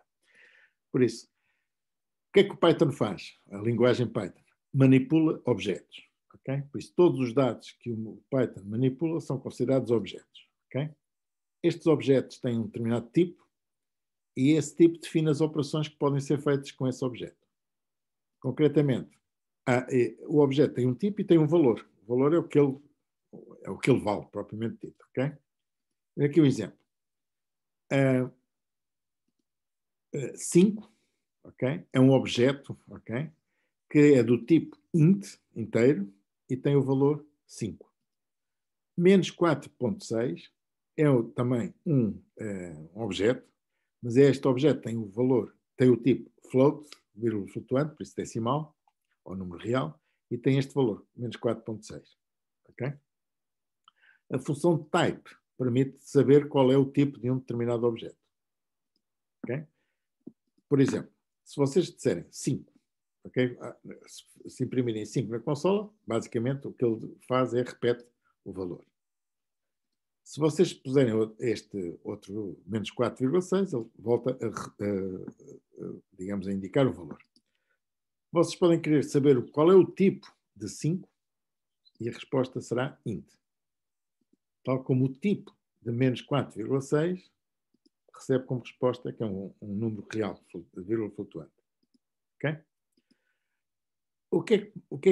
Para que é a questão dos tipos? Bom, porque há operações que são feitas sobre determinados tipos e não sobre outras. Ok? Em particular, vocês podem obter expressões aritméticas, somando, subtraindo, multiplicando, dividindo a divisão inteira, por isso sem resto, ou fazendo as potências. Por conseguinte, uma expressão aritmética, se vocês escreverem uma expressão aritmética ao terminal, ela é avaliada e o resultado da avaliação é um objeto com um valor e do tipo que a instrução disser, ok? Por isso, quando vocês utilizarem somas, subtrações, multiplicações, potências e divisões inteiras, os objetos são do tipo inteiro, mas se vocês usarem, por exemplo, divisões ou usarem já estas operações com números flutuantes, o vosso resultado vai ser também flutuante, real. Okay? Por exemplo, se vocês fizerem 5 mais 14, 5 e 14 são inteiros, se somarem dão um inteiro e a resposta é 19. Se vocês fizerem menos 4,6, que é o número real, multiplicado por um inteiro, o resultado continua a ser real. Okay? Se vocês fizerem uma multiplicação, aliás, uma potência 5 ao quadrado, e somarem 4 a dividir por 2, 4 a dividir por 2 é uma divisão real, e por conseguinte o resultado acaba por ser real. Mas se fizerem 7 a dividir por 2, divisão inteira, sem o resto, por isso 7 a dividir por 2 dá 3. Ok? E continua a ser inteiro. Bom, isto são curiosidades, vocês normalmente não pensam muito nisto, porque nós não iremos fazer uma grande distinção entre números inteiros e números flutuantes, e números reais, mas de qualquer maneira fiquem com essa noção que há situações em que o resultado é real, outras situações em que o resultado é flutuante, e vocês podem querer saber qual é o resultado, nomeadamente para transformar valores de um tipo noutro tipo, como iremos ver. Bom, só fazer contas não serve, ok? Nós normalmente queremos guardar os resultados dessas contas, ok? E por isso, variáveis são os nomes que nós damos aos objetos com que queremos trabalhar, ok? Por isso, o objeto tem um tipo e um valor, e esse valor é concedido através de uma instrução de afetação, ok? Em que vocês podem dizer que uma variável, nome da variável, é igual a uma expressão essa que pode conter nomes de outras variáveis. A expressão, neste caso, é avaliada e o resultado é guardado com o nome, digamos, do objeto que é dado à variável. Mas, se essa variável ainda não existe, a variável é criada. Se a variável já existe, o valor antigo é substituído pelo valor da expressão. Okay? Quais são os nomes que vocês podem usar? Letras, algarismos, sequência de letras, algarismos e o underscore, ok? Que tem que começar por uma letra. E por isso o underscore, neste caso, é considerado uma letra. Por isso pode começar com uma letra ou com um underscore.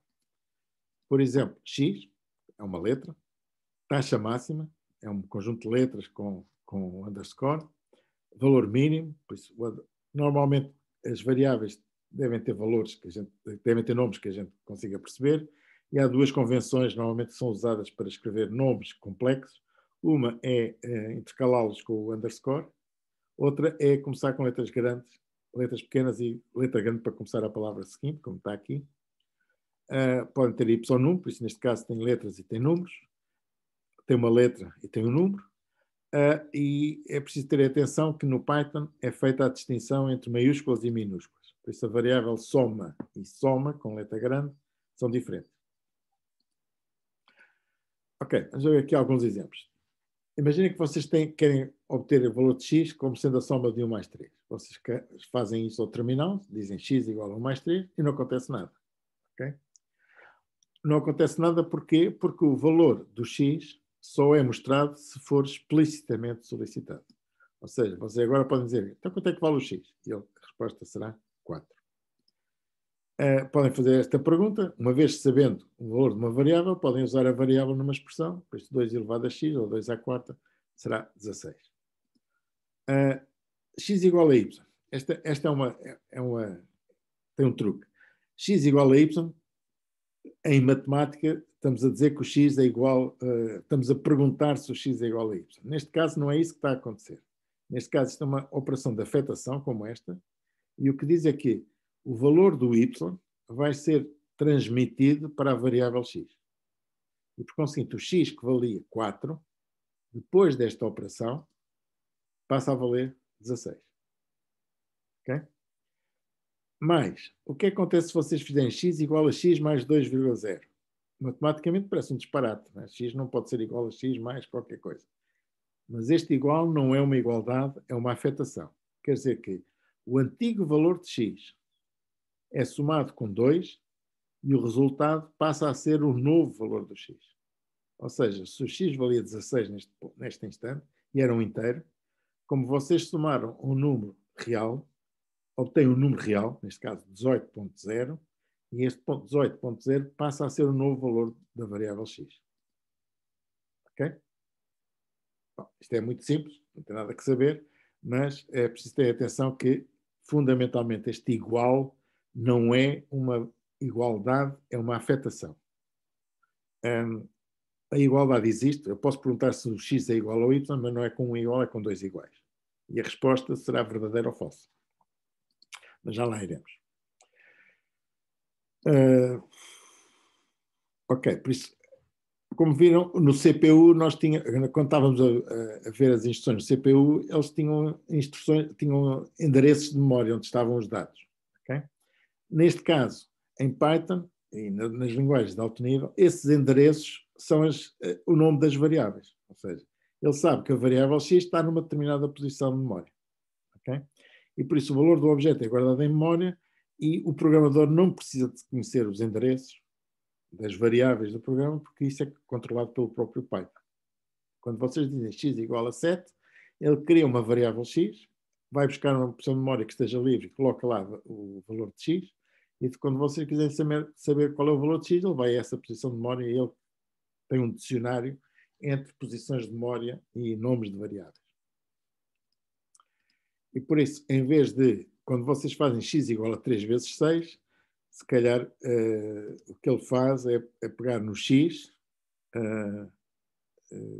neste caso, o x igual a 3 vezes 6, ele sabe que o x, que vale 18, não é? Está nesta posição. Isto é 16 mais 2, 18. Se o y for igual a 4 mais 2, ele reserva uma posição para o y, neste caso, guarda na posição 101 e guarda lá o número 16. Por isso, vocês nos vossos programas trabalham com x e y, ou seja, trabalham com os endereços. Não tem que se lembrar que o x está na posição 100 e que o y está na posição 101. Isso é um problema do interpretador. Vocês só têm que se preocupar com o nome das variáveis e não com os endereços onde elas são guardadas. Por isso, tipos de dados. Já vimos reais e inteiros e há também aquele que é usado para processamento de texto, que são as strings. Okay? Strings são sequências de caracteres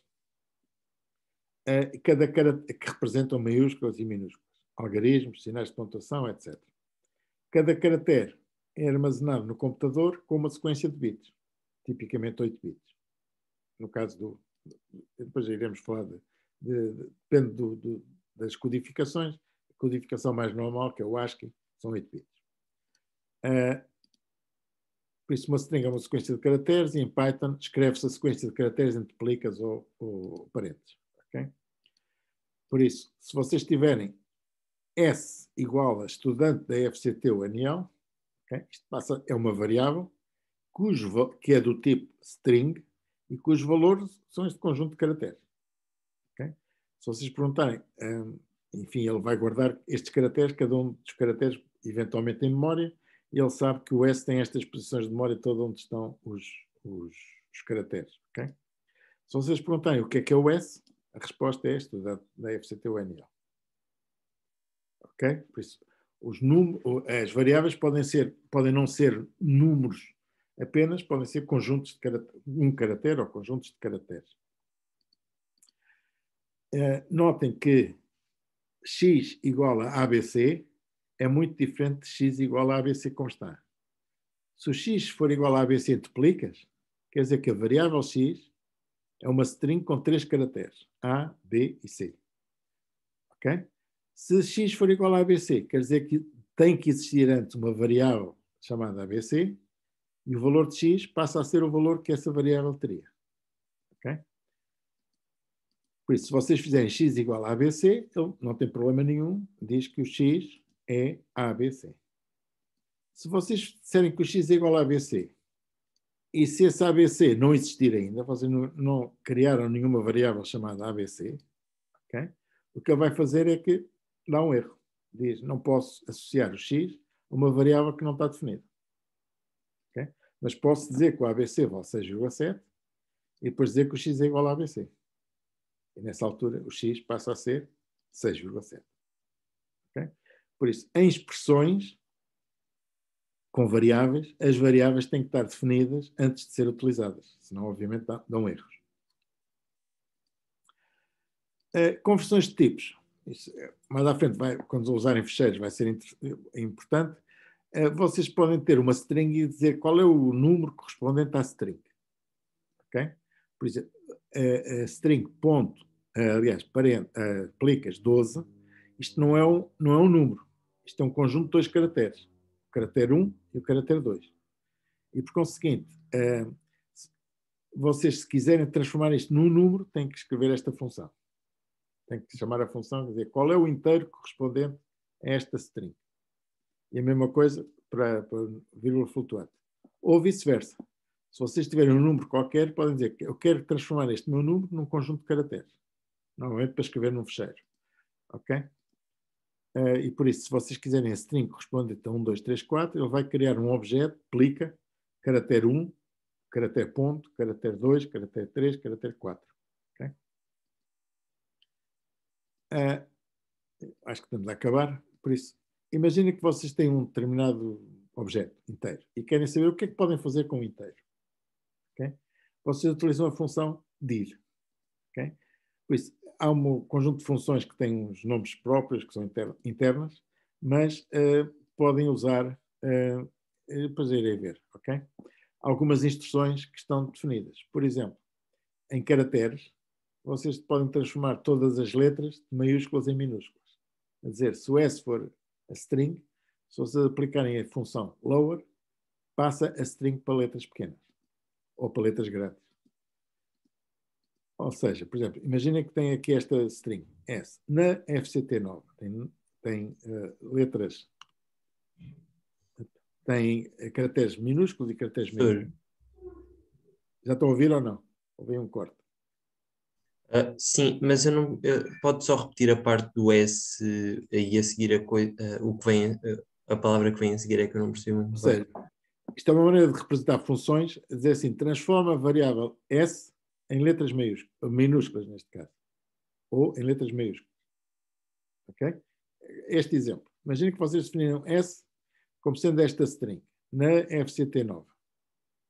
Se vocês disserem que querem o S querem transformar todas as letras em minúsculas, ok? O que vocês vão obter é na FCT9. Depois podem querer também transformar todas em maiúsculas, por acaso isto ia estar em vermelho, e obtêm na FCT9. Ou seja, vocês podem transformar letras maiúsculas em minúsculas, ok? São algumas funções. Eu já vou mostrar funções. Finalmente, a biblioteca define um conjunto de funções que podem ser usadas num programa e que não estão instaladas quando vocês carregam o Python. Okay? Por exemplo, primeiro devem importar a biblioteca e depois podem usar a biblioteca com um prefixo. Okay? É mais simples de mostrar aqui com um exemplo. Ok, por isso, imaginem que vocês querem fazer operações matemáticas esquisitas, funções matemáticas complicadas, ok? Bom, a primeira coisa que querem fazer é importar esta biblioteca de matemática. Import mat. A partir desta altura, vocês já podem executar funções. Quais funções? Bom, podem usar o dir no matemática e ele diz quais são as funções que estão disponíveis na biblioteca da matemática. Por exemplo, tem aqui umas tantas que não vos interessam, que são as tais que começam com letras com 2 caracteres, mas depois tem o arco cosseno, tem o arco cosseno hiperbólico, tem o arco cosseno, enfim, tem todas as funções, aquelas que vocês esperam que ter da análise, ok? Do cálculo. Por exemplo, tem cosseno, raiz quadrada, exponencial, ok? Por isso, depois de importarem, vocês podem perguntar qual é o cosseno de zero? Bom, o cosseno é a função cosseno, o zero é o argumento, mas para saber que isto é a função que está definida neste módulo, vocês têm que dizer mat cosseno de zero e a resposta será 1. Ou podem fazer coisas mais complicadas, por isso, qual é a raiz quadrada de 26 menos o cosseno de zero? Okay? Cosseno de 0 é 1, 26 menos 1 é 25. Qual é a raiz quadrada de 25? A resposta é 5. Por acaso devia ser 5.0. Ok? Ou então podem dizer qual é o e elevado a 1, não é? O exponencial de 1, mais a raiz quadrada de 16. O exponencial é 2,70 e não sei o quê, mais raiz quadrada de 16, que é 4, dá 6,718, enfim. Este é o desenvolvimento do E, não é? E, por conseguinte, o resultado, este aqui está engatado. A raiz quadrada dá sempre reais. É um objetivo, as chamadas dão sempre floats, ok? Este aqui está mal. Ok, para saber mais, tem aqui o livro, ok? Aquela referência que eu vos mostrei, falei fundamentalmente no que está no capítulo 1 e 2, ou então neste outro livro com os capítulos 1 e 2.1, ok? Por isso, isto, digamos, eram os slides. Eu queria só mostrar então a parte do Spider, ok? Por isso, tipicamente o que vocês têm é o Anaconda, ok? Que é isto que vocês, pelo menos no Mac, não sei, penso que vocês no Windows podem chamar o Spider diretamente, mas tipicamente no Mac tem aqui o Spider, que é um dos ambientes que o Anaconda distribui, e carregando aqui no Spider, aqui no Launch, vocês obtêm uma coisa deste género. Espera, vocês não estão a ver Professor, nós não estamos a ver. Pois, Okay. peço desculpa. Isto falha-me sempre esta. Ora, enfim. Por isso, isto é o que vocês têm quando chamam o Anaconda, não é? E dentro do Anaconda tem aqui o Spider. Carregam no Spider, ok? E vão obter a janela do Spider, que é esta. Ok? Pronto. E nesta janela do Spider vocês têm aqui o quê? Tem aqui a janela de edição, podem fazer programas. Tem a janela de consola, dão instruções. E tem aqui a área do sistema operativo, por isso a diretoria de trabalho. Okay? Que neste caso eu chamei, enfim, desktop, cadeiras, ICE, ICB, não sei o quê. Bom, aquilo que eu estava a mostrar, posso mostrar aqui diretamente, é basicamente trabalhar com a máquina de calcular. 5. Okay? 5 é uma instrução, é um objeto 5 que é criado, e o que o sistema faz é reproduz aquilo que lá está.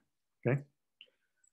Eu posso querer somar dois números, 6 mais 8, dá um número inteiro, mas se eu fizer 6 mais 8.0, 8.0 é um número real, e por isso a resposta vai ser um número real também. Ok? Eu posso saber o que é que eu posso fazer sobre números reais. E faço o dir do 14.0. O que é que eu posso fazer sobre um número destes? Bom, tem aqui tudo o que eu posso fazer. A maior parte não vos interessa, mas posso fazer, perguntar se é um inteiro, se é real, reduzir, calcular, enfim, uma série de instruções que neste caso não vos interessam muito, ok?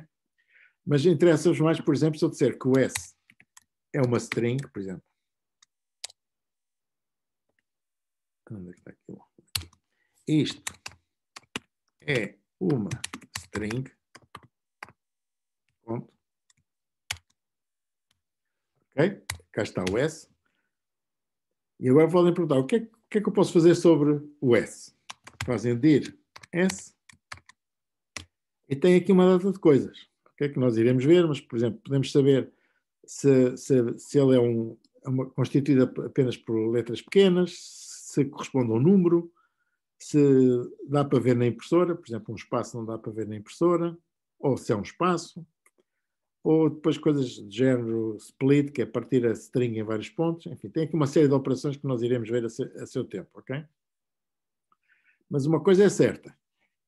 Podem fazer S.upper, ou seja, passar o S para a letra grande, e o que vocês obtêm é a string que tinham, mas em letras grandes, ok? É uma das instruções que vocês podem fazer aqui. Como é que o professor abriu os comandos todos? Foi string quê? Podem andar com a seta para cima. O seu índice... direção. Ok? Esta foi a instrução que eu dei. Isto é uma string, ok? Depois mostrei o S. Depois fiz dir S para dizer o que é que eu podia fazer sobre a string. Aqui alguma coisa, está aqui o upper, ok? E por conseguinte o que eu fiz foi transformar a string em letras grandes. Professor, Força.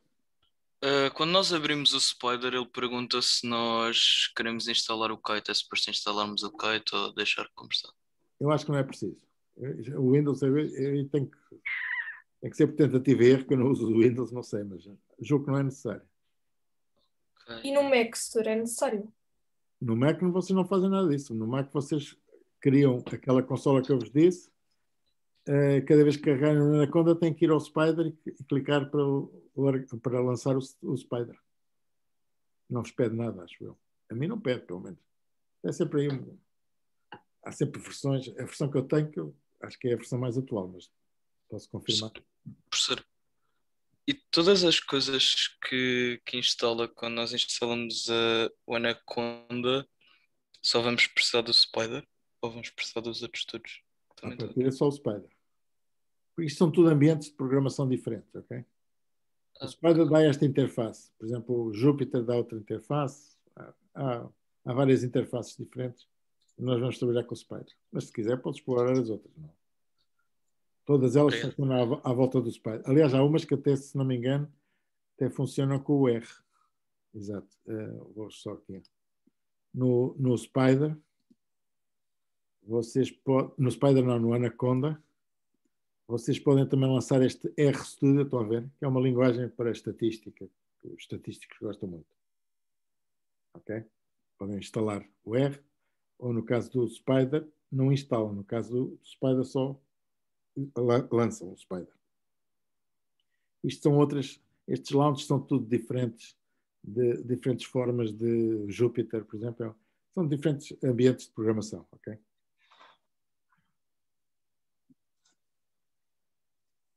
O que é que eu vos queria mostrar mais? Era só...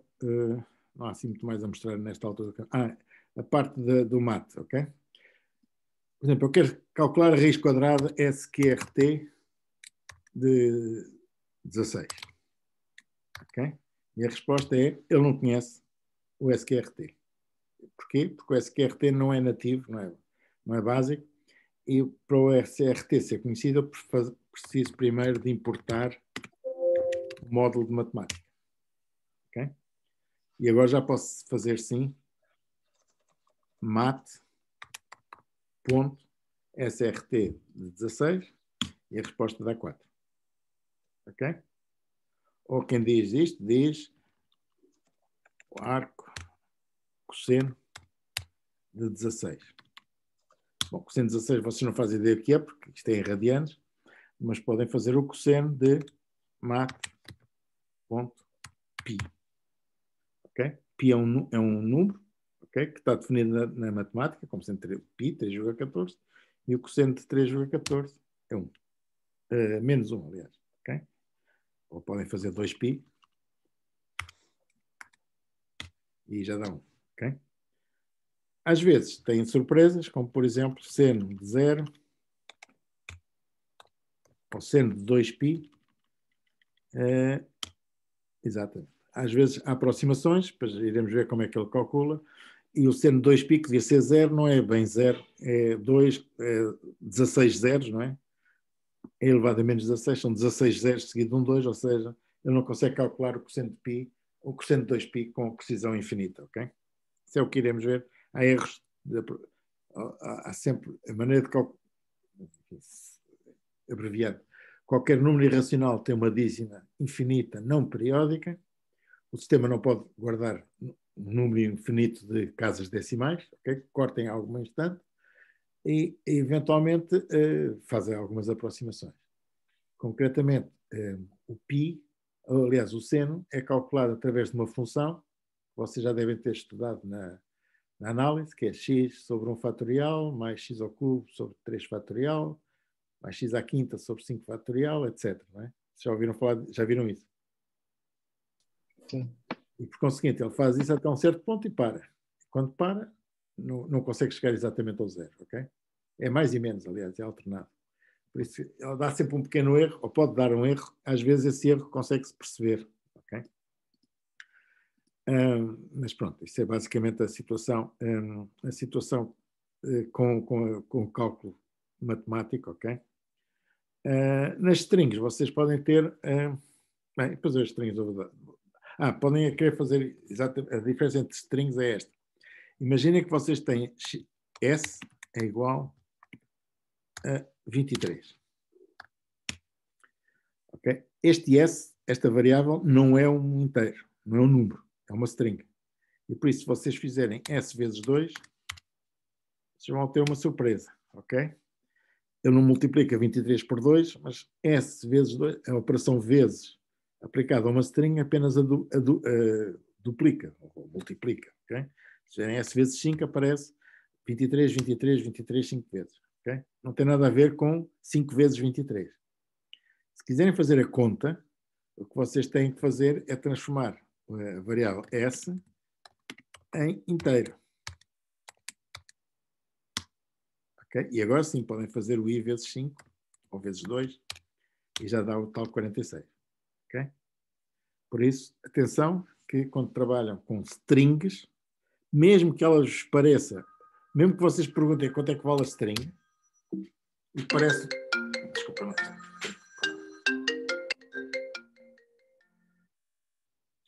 Mesmo que a string vos pareça um número inteiro, ok? Ele não é um número inteiro, ok? E por conseguinte tem que converter primeiro para inteiro para fazer as operações. E vice-versa, ok? Se vocês, o número 67 não é uma string, ok? Se vocês quiserem repetir o número 67, têm que fazer str de 67, obtêm este tal número 67 e agora podem fazer duas vezes str de 67 e já não obtém o 120 ou 134, mas obtém 67 de 67. Okay? Enfim, estas operações agora não interessam muito. Ao transformar o 67 numa string, quando multiplicamos 67, ela assume 67 como string ou como número? Como? Não percebi. O senhor transformou 67 numa string. Aí, nesse comando. E então agora quando o professor escolhe o 67, ele continua a assumir o número? Não, não, espera aí. Ele tem que voltar a dizer que é string 67. Okay. Eu podia ter feito assim. S é igual a string 67, ok? E agora se eu fizer 2 vezes S, sim, vou obter 67, 67, não é? A minha questão é que quando nós transformamos caracteres, ou neste caso, quando transformamos um número numa string, quando voltamos a referir esse número, ele volta a assumi-lo como número e não como a string sim. que nós... I é igual a 67. Vamos lá fazer isso, ok? Se eu carregar no I, é 67. Certo. S é igual à string de I. Ok? O S é string 67, mas o I continua a ser 67 sem string. 77, sim. Ok? Por isso... Eu tenho uma questão. Se puder colocar. O setor há bocado, eu lembro num PowerPoint que ele estava a explicar isso. Se eu por acaso, se uma string for, se o S, por exemplo, for aspas, comida, sim. Então não vai dar para passar para inteiro. Porque... Não, não, isso não dá. Mas se o S for igual a, por exemplo, não está definido? Arte, ok? Não há maneira nenhuma de eu passar arte para inteiro, não é? O senhor pode dizer que a string art pode ser 5 e se depois voltar a referir aí já faz por inteiro, não? Não, a string nunca pode ser 5. Certo, mas se transformar... Não, eu posso dizer que arte... Só transformar os caracteres, ok. Eu posso dizer que arte é uma variável... Porque é uma variável, sim. Okay. É string 5. E agora posso dizer, sim senhora, quero calcular o inteiro de arte. Mas reparem, o inteiro de arte aqui é uma variável. Enquanto que inteiro de arte, ele funciona. Mas inteiro da string arte, ele não consegue fazer isto, não é? Mas se o senhor fizer, arte vezes 5, fica 5 vezes 5 vezes... Ou seja, não multiplica. Sim. Se eu fizer 5 vezes arte, como arte foi definida como sendo uma string, Bem, 5 é chato, que aparece 3. Tanto faz também. Se 4 vezes arte, aí sim aparece a string. Ok, sim. 4 vezes, né? Isso vocês têm que saber. Uma coisa são variáveis, tem um nome. Outra coisa são strings, que são conjuntos de caracteres. As variáveis podem ser strings, mas também podem não ser. Okay? Quando as variáveis são strings, vocês, a operação que fazem sobre essa variável é a operação que fazem sobre uma string. Não é?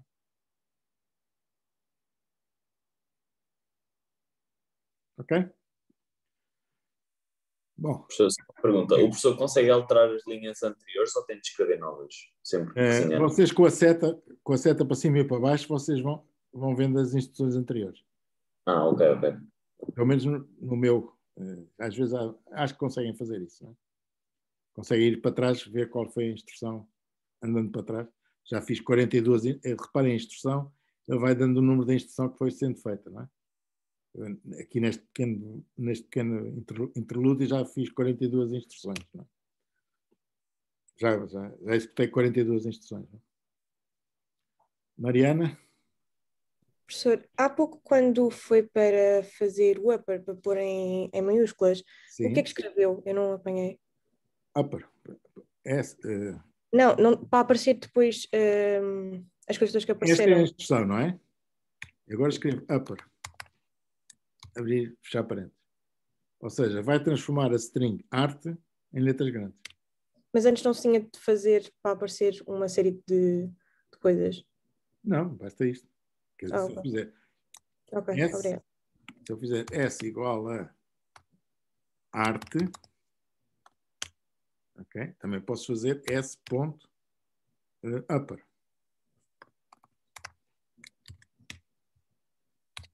Ok? O S mantém-se, mas fiz esta operação. Agora eu posso dizer que o S é igual a S upper. O que é que isto faz? Transforma o valor atual do S em letras grandes e torna o valor atual. Porque desta altura o S até é tudo letras grandes. Ok. Também já posso Só que se me fizer alguma coisa antes, como se foi para importar o mato. Não, aqui não é preciso importar nada. As contas precisava também sentir alguma coisa. Nestas não é preciso importar. Ok. Há coisas que são imprecisas importar para strings, mas não estas. As operações sobre string que iremos fazer não vão ter importações nenhumas. Ok? Ok, bom, obrigado. Acho que já... Só uma questão. Diga. A disciplina, vamos estar mais à volta disto ou vamos estar também a falar sobre aqueles conceitos do que é o processador central e isso tudo? Não, fundamentalmente é programação, ok? É mais isto, ok? É mais isto, ok? A outra é cultura geral, se quiserem, para ter uma ideia do que é que andam a fazer, mas ninguém vai perguntar o que é que o computador, o CPU faz na instrução não sei o quê, ninguém vai fazer isso, ok?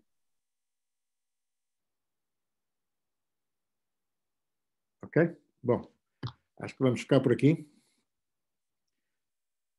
Vou parar aqui então a aula. O que aconteceu isto?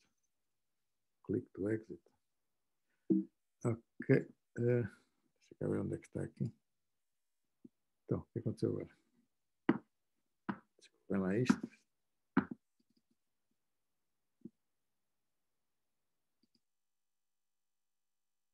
Olha, agora não sei o que aconteceu, mas... ainda estou aqui. Podemos isso ainda, é que temos outras aulas. Ainda está bem cheio, ok? Pronto, então vamos ficar por aqui, ok? Hoje à tarde, às 2h30, podem olhar para aquela ficha e podemos ver o que é que vamos fazer, ok? Bom, até logo à tarde. Até já. Adeus, professor, obrigada. Obrigado. Adeus, professor, obrigado. Até logo. Vou